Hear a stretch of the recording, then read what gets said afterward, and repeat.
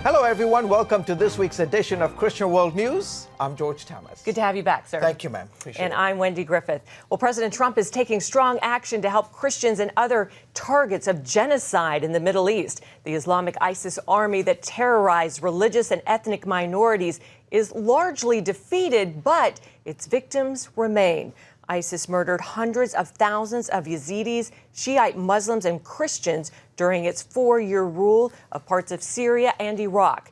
Millions of victims are now refugees in the Middle East and Europe. Others are returning home to find their villages, their homes, and their churches destroyed. This week, the president signed a law to help them. This bill continues my administration's efforts to direct U.S. assistance toward persecuted communities, including through faith-based programs. It also allows the government agencies to assist a range of entities in investigating and prosecuting ISIS's despicable acts, and they are very despicable indeed. Today, we honor the memory of all those killed by ISIS in Syria and Iraq, and we renew our sacred commitment to religious freedom. Many faith-based agencies, agencies are at work helping the victims of genocide, but up to this point, they have had to rely almost entirely on private donations. Wendy, Jalil Dawood, he grew up in a Christian family in Baghdad, Iraq, but persecution and war led him to flee back in 1982. Today, he leads the Arabic Church of Dallas. He is also the founder of World Refugee Care, which works to bring hope and healing to refugees in the Middle East, Africa, and Europe. He joins us now by Skype. Jalil, great to have you on the broadcast. Sir, let me begin with this. Why do you think this law that the president signed is so important? Thank you for having me. God bless you all.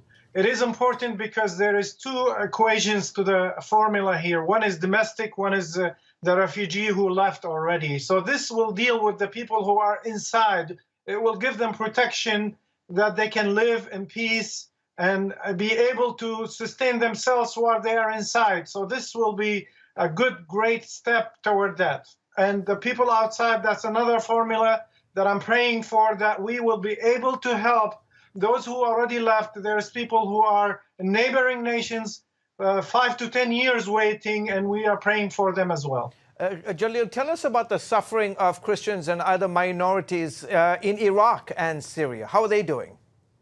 They're really struggling financially. They're struggling to start life. They are struggling with pressures, persecution.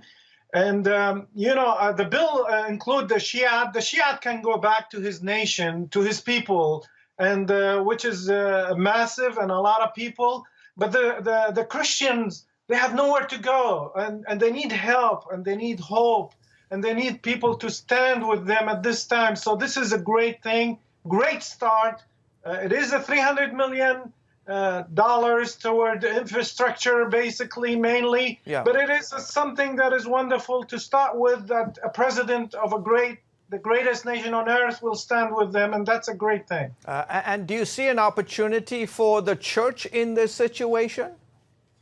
The church here, or I'm sorry, both in the United States and also there in the Middle East.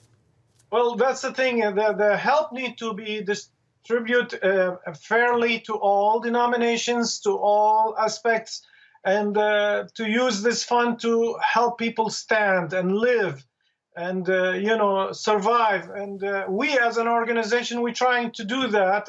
This Christmas, we're doing program for orphans and for internally, displaced people, that we might give them hope. We need to stand with them because we could have been in that situation ourselves. So America's standing with them now, and we pray that it will be more in a positive way if we want them to stay there and be light and salt among others. Yeah, and to that point, Jalil, talk about that. Can the church in the Middle East make a comeback?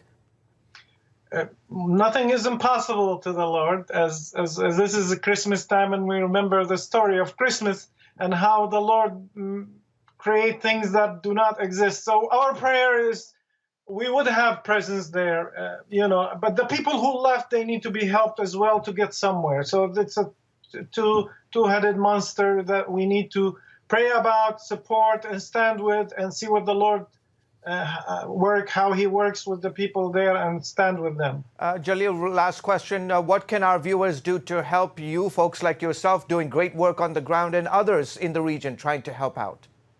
Blessings to you and to the church in America. We are blessed here. First, I want to say we are blessed. We are thankful to the Lord that he loves us. He gave us so many blessings, and we are to share that blessings.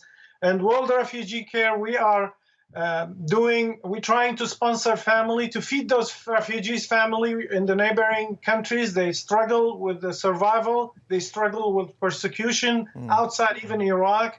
And so we need to influence the government to protect those minorities inside and outside. And also we need to help them in a material way, in a substantial way, in a way that they can survive and say, we are not left behind, and nobody cares about us, but we are to care about them, love them, and show care. That's right. That is an important point. We have to leave it there. Jalil Dawood, sir, thank you so much for all that you do for the kingdom. Thanks for coming on the show.